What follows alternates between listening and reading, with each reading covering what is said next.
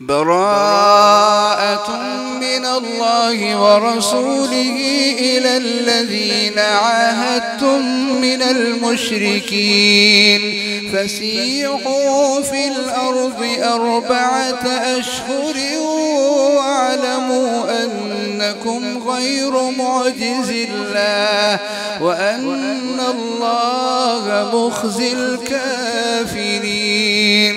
وأذان من الله ورسوله إلى الناس يوم الحج الأكبر وأذان من الله ورسوله إلى الناس يوم الحج الأكبر أن الله بريء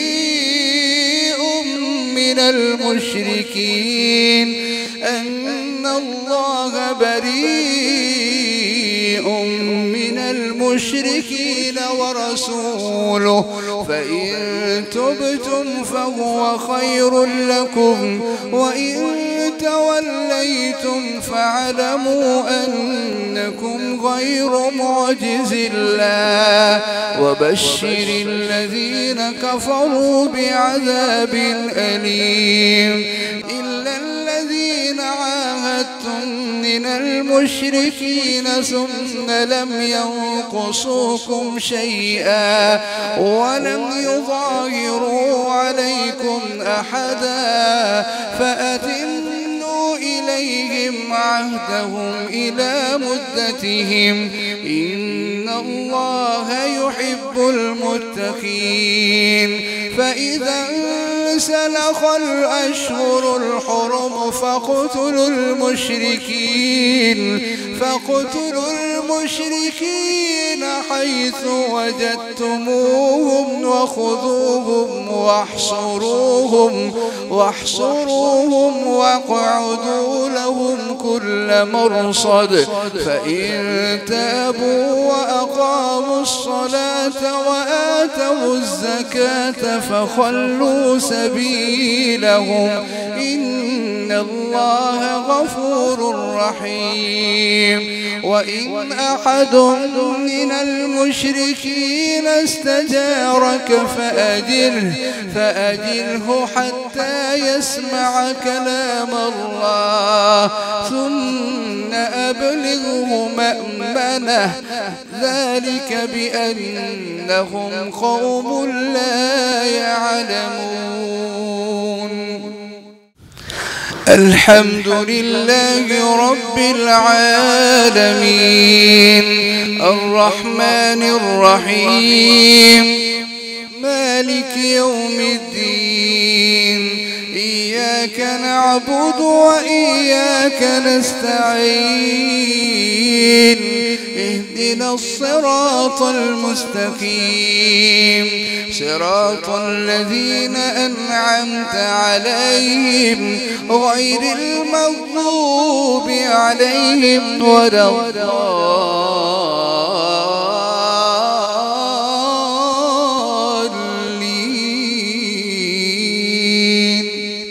آمين. كيف يكون للمشركين عهد عند الله وعند رسوله إلا الذين عاهدتم عند المسجد الحرام فما استقاموا لكم فاستقيموا لهم إن الله يحب المتقين. كيف وإن يظهروا عليكم لا يرقبوا فيكم إلا ولا ذمة يرضونكم بأفواههم وتأبى قلوبهم وأكثرهم فاسقون. اشتروا بآيات الله ثمنا قليلا فصدوا عن سبيله إنهم ساء ما كانوا يعملون. لا يرقبون في مؤمن إلا غلا ولا ذمة وأولئك هم المعتدون. فإن تابوا وأقاموا الصلاة وآتوا الزكاة فإخوانكم في الدين ونفصل الآيات لقوم يعلمون. وإن نكثوا أيمانهم من بعد عهدهم وطعنوا في دينكم فقاتلوا أئمة الكفر إنهم لا أيمان لهم لعلهم ينتهون. ألا تقاتلون قوما نكثوا أيمانهم وهموا بإخراج الرسول وهم بدؤوكم أول مرة أتخشونهم فالله أحق أن تخشوه إن كنتم مؤمنين. قاتلوهم يعذبهم الله بأيديكم ويخزهم وينصركم عليهم ويشفي صدور قوم مؤمنين ويذهب غيظ قلوبهم ويتوب الله على من يشاء والله عليم حكيم. أم حسبتم أن تتركوا ولما يعلم الله الذين جاهدوا منكم ولم يتخذوا من دون الله ولا رسوله ولا المؤمنين وليجا والله خبير بما تعملون. ما كان للمشركين أن يعمروا مساجد الله شاهدين على أنفسهم بالكفر أولئك حبطت أعمالهم وفي النار هم خالدون.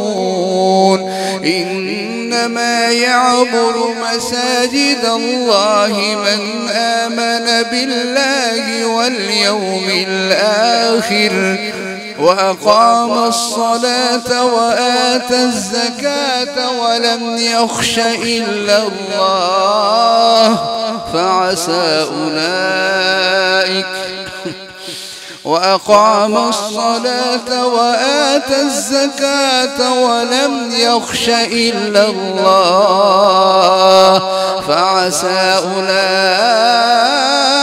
أن يكونوا من المهتدين.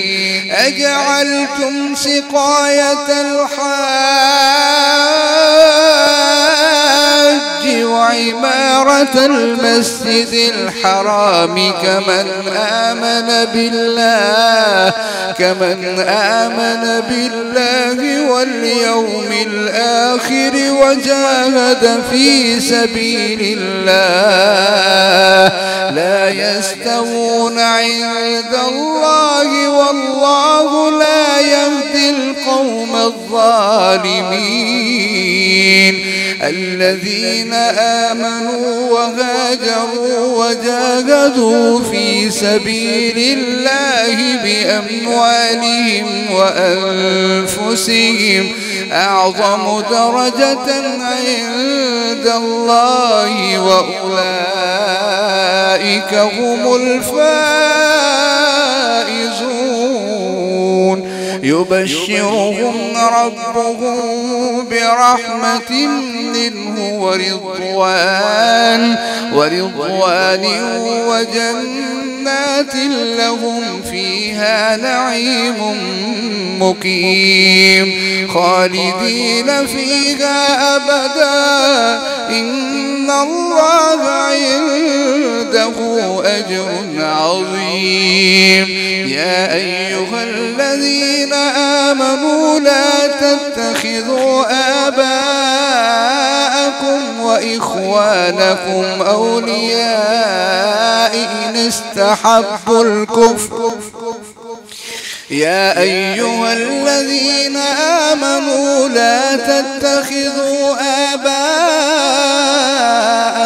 وإخوانكم أولياء إن استحبوا الكفر على الإيمان ومن يتولهم منكم فإنه منهم ومن يتولهم منكم فأولئك هم الظالمون. قل إن كان آباؤكم وأبناؤكم وإخوانكم وأزواجكم وعشيرتكم وأموال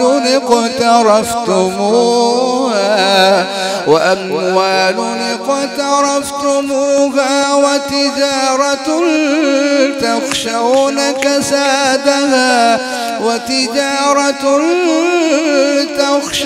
كسادها ومساكن ترضونها أحب إليكم من الله ورسوله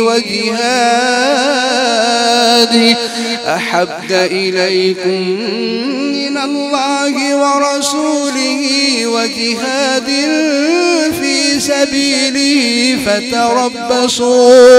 فتربصوا حتى يأتي الله بأمره والله لا يهدي القوم الفاسقين. لقد نصركم الله في مواطن كثيرة ويوم حنين إذ أعجبتكم كثرتكم فلم تغن عنكم شيئا وضاقت عليكم الأرض بما رحبت ثم وليتم مدبرين. ثم أنزل الله سكينته على رسوله وعلى المؤمنين وأنزل جنودا لم تروها وعذب الذين كفروا وذلك جزاء الكافرين. ثم يتوب الله من بعد ذلك على من يشاء والله غفور رحيم. يا أيها الذين آمنوا إنما المشركون نجس فلا يقربوا المسجد الحرام بعد عامهم هذا وإن خفتم عيلة فسوف يغنيكم الله من فضله إن شاء إن الله عليم حكيم. قاتلوا الذين لا يؤمنون بالله ولا باليوم الآخر ولا يحرمون ما حرم الله ورسوله ولا يدينون دين الحق من الذين أوتوا الكتاب حتى يعطوا الجزية عن يد وهم صاغرون.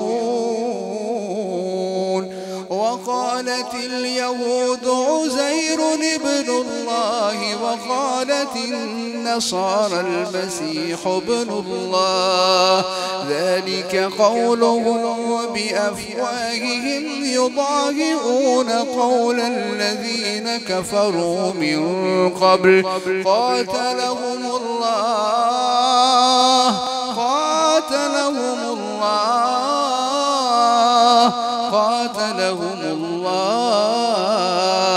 أنى يؤفكون اتخذوا أحبارهم ورهبانهم أربابا من دون الله والمسيح ابن مريم وما أمروا إلا ليعبدوا إلها واحدا سبحانه عما يشركون يريدون أن يطفئوا نور الله بأفواههم وما أمروا إلا ليعبدوا إلها واحدا لا إله إلا هو سبحانه عما يشركون يريدون أن يطفئوا نور الله بأفواههم ويأبى الله إلا أن يتم نوره ولو كره الكافرون هو الذي أرسل رسوله بالهدى ودين الحق ليظهره على الدين كله ولو كره المشركون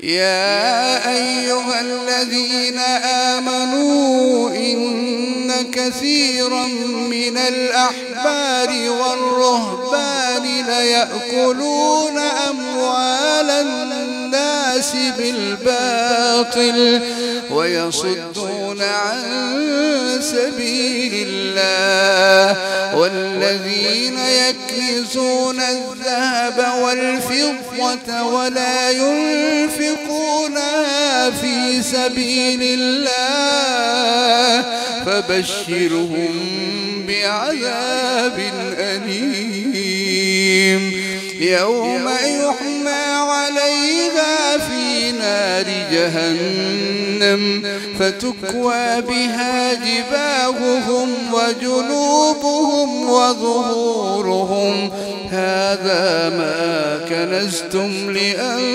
لأنفسكم فذوقوا ما كنتم تكنزون إن عدة الشهور عند الله 12 شهرا في كتاب الله 12 شهرا في كتاب الله يوم خلق السماوات والأرض منها 4 حرم ذلك الدين القيم فلا تظلموا فيهن أنفسكم وقاتلوا المشركين كافة كما يقاتلونكم كافة واعلموا أن الله مع المتقين إنما النسيء زيادة في الكفر يضل به الذين كفروا يحلونه عاما ويحرمونه عاما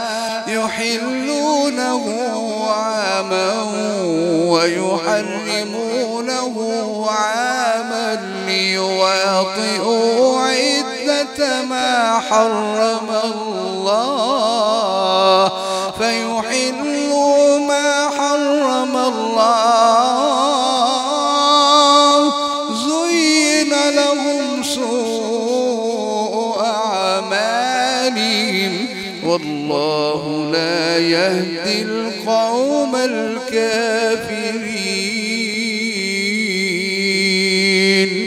يا أيها الذين آمنوا ما لكم إذا قيل لكم انفروا في سبيل الله اثاقلتم إلى الأرض أرضيتم بالحياة الدنيا من الآخرة فما متاع الحياة الدنيا في الآخرة إلا قليل. إلا تنفروا يعذبكم عذابا أليما ويستبدل قوما غيركم ولا تضروه شيئا والله على كل شيء قدير. إلا تنصروه فقد نصره الله إذ أخرجه الذين كفروا ثاني اثنين إذ هما في الغار إذ يقول لصاحبه لا تحزن إن الله معنا فأنزل الله سكينته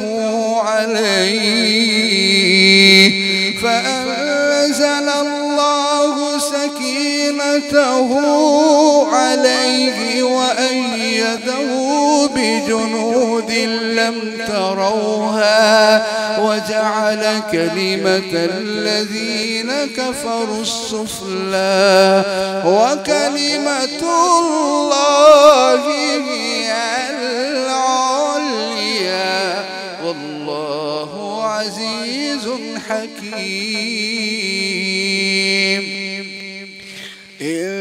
انفروا خفافا وثقالا وجاهدوا بأموالكم وأنفسكم في سبيل الله ذلكم خير لكم إن كنتم تعلمون. لو كان عرضا قريبا وسفرا قاصدا لاتبعوك ولكن بعدت عليهم الشقة وسيحلفون بالله لو استطعنا لخرجنا معكم يهلكون أنفسهم والله يعلم إنهم لكاذبون. عفى الله عنك لم أذنت لهم حتى يتبين لك الذين صدقوا وتعلم الكاذبين. لا يستأذنك الذين يؤمنون بالله واليوم الآخر أن يجاهدوا بأموالهم وأنفسهم والله عليم بالمتقين. إنما يستأذنك الذين لا يؤمنون بالله واليوم الآخر وارتابت قلوبهم وارتابت قلوبهم فهم في ريبهم يترددون ولو أرادوا الخروج لأعدوا له عدة ولكن كره الله بعاثهم فثبطهم وقيل اقعدوا مع القاعدين لو خرجوا فيكم ما زادوكم إلا خبالا ولأوضعوا خلالكم يبغونكم الفتنة وفيكم سماعون لهم والله عليم بالظالمين لقد ابتغوا الفتنة من قبل وقلبوا لك الأمور حتى جاء الحق وظهر أمر الله وهم كارهون ومنهم من يقول ائذن لي ولا تفتني ألا في الفتنة سقطوا وإن جهنم لمحيطة بالكافرين إن تصبك حسنة تسؤهم وإن تصبك مصيبة يقولوا قد أخذنا أمرنا من قبل ويتولوا وهم فرحون قل لن يصيبنا إلا ما كتب الله لنا هو مولانا وعلى الله فليتوكل المؤمنون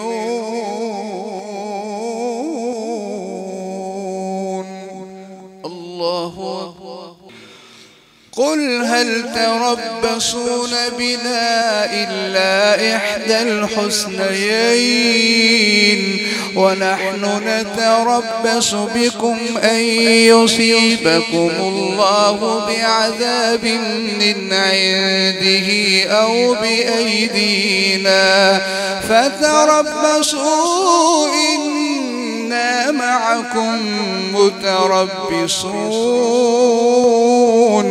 قل أنفقوا طوعا أو كرها لن يتقبل منكم إنكم كنتم قوما فاسقين وما منعهم أن تقبل منهم نفقاتهم إلا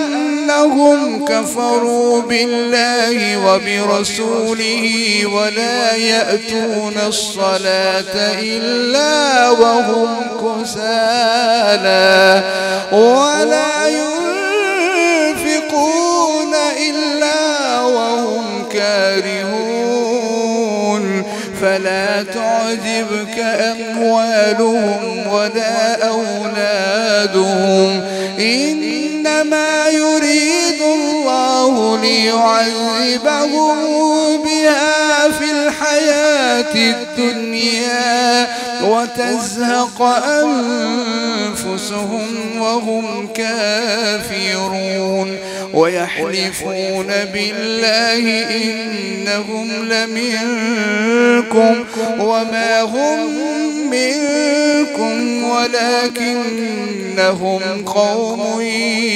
يفرقون لو يجدون ملجأ أو مغارات أو مدخلا لولوا إليه وهم يجمحون ومنهم من يلمزك في الصدقات فإن أعطوا منها رضوا وإن لم يعطوا منها إذا هم يسخطون ولو أنهم رضوا ما آتاهم الله ورسوله ورسوله وقالوا حسبنا الله سيؤتينا الله من فضله ورسوله إنا إلى الله راغبون.